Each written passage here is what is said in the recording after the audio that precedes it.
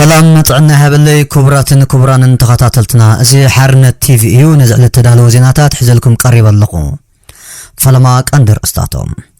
اب تግራይ ጎስጓስ መረጻ ካብ ጽባሕ ነሐሰ 6 خجمريو ان جوار محمد مزغبوم زحزداኛ ንخلዓለሎም ስምዕት አቅሪቦም ሚኒስትር ፍትሕ ሊባኖስ ሓዊሱ 3 ሚኒስትራት ተሃገር ካብ መዝነቶም ለቂቆም ዜናታት ብዝርዝር اب تግራይ ጎስጓስ መረጻ ካብ ጽባሕ ነሐሰ 6 خجمريو اب تግራይ ጎስጓስ መረጻ ካብ ጽባሕ ነሐሰ 6 خجمر ምዃኑ ኮሚሽን ምርጫ ትግራይ አፍሊጦ ኮሚሽን መረጻ ትግራይ ተናሓናሓቲ ፖለቲካ ውድባት ወፍሪ ምሮጽና ዘካይዱ ለክፍለ ጊዜ ዕላው ገይርሎ ከም መግለጺ ሓላፊ ርክብ ህዝቢ ኮሚሽን ኣይተመረሳ ፀሃየ ተወዳደርቲ ካብ ነሐሰ 6 ስጋብ ንመረጻ 4 መዓልቲ ተርፎ ጎስጓስ ከካይዱ እዮም اتوفري اب تلفزيون تግራይ تي في ድምጽ ወያነን ትግራይ ሚዲያ ሃውስን ከምኡን ኣብ ራድዮታት ድምጽ ወያነ ኤፍኤም መቀለ ሬድዮ ሞሙናን ጋዜጣ መቀለሕ ትግራይን ዝቃልሕ ኮይኑ ኣብ መዓልቲ 10 ሰዓትን ፈረቓን ግዜ ተመዲቡ ከም ዘሎ ተፈሊጡ እቲ ኣብ መራኸብቲ ሓፋሽ ተፈቂዱ ዘሎ ዕድል ነቶም ብውልቀ ዝወዳደሩ ሰባት ከም ዘይምልከት ኣይተመረሳ ወሲኾም ገሊጾም እቲ ኣብ መወዳእታ ናይ ዝወርሕ እዚ ኣብ ሙሉእ ኢትዮጵያ ክካየድ ዝነበሮ ሃገራዊ ምርጫ ብሰንኪ ለበዳ ኮሮና ቫይረስ ድሕሪ ምንውሑ ክልል ትግራይ ናይ በይኑ ክልላዊ መረጻ ክካየድ ምውሳኑ ይዝከር ብሰንኪ ምርጫን ካልኦት ጉዳያትን ኣብ መንጎ ክልላዊ መንግስቲ ትግራይን ፌደራላዊ መንግስቲ ቀዳማይ ሚኒስትር አብይ አሕመድን ወጥር ሰፊኑ ከም ዘሎ ይፍለጥ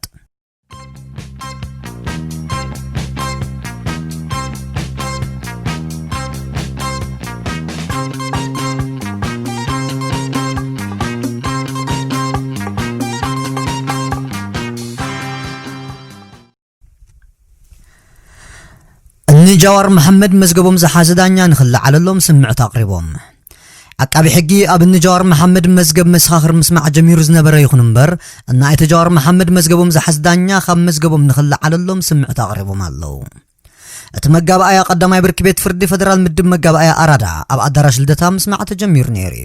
ይኹን እምበር እና ኣይቲ ጃዋር ዳኛ ጉዳይና ዘይሸራዊ ኮይኑ ዘይክርኤልና ስለዝኽእል ካብ መዝገብና ይለዓለልና ክብሉ 7 ገጽ ዝሓዘ ስምዕት አቅሪቦም ኣለው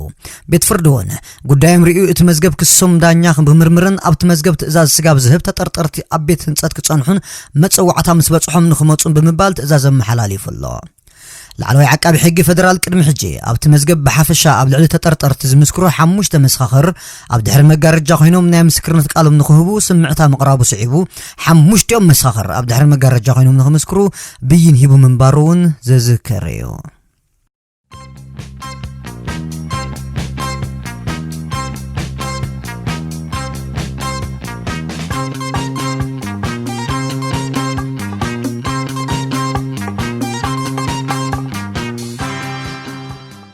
ሚኒስትር ፍትሕ ሊባኖስ ሓዊሱ 3 ሚኒስትራት ተሃገር ካብ መዝነቶም ለቂቆም ሚኒስትር ፍትሕ ሊባኖስ ሜሪ ክላውዲ ናጅም ካብ መዝነተን ለቂቀን ኣብ ዝሓለፈ ሰሙን ካብ ከተማ ቤይሩት ከቢድ ሓደጋ ነታጊ ካብ ዝጋጥም ንድሓር መዝነቶም ካብ ዝለቀቁ ሳልሰይቲ ሚኒስትር ኮይነን ኣለዋ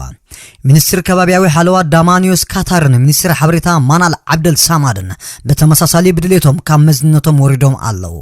ብርክት ዝበሉ ካልኦት ሚኒስትራት እውን ካብ መዝነቶም ንምውራድ ድሌት ከም ዘለዎም ተሓቢሩሎ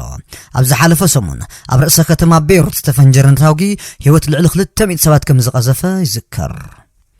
نزعل التدالو زيناتات زيوم نيروم مستروف مدبات حرنت تي في سناي صانعيت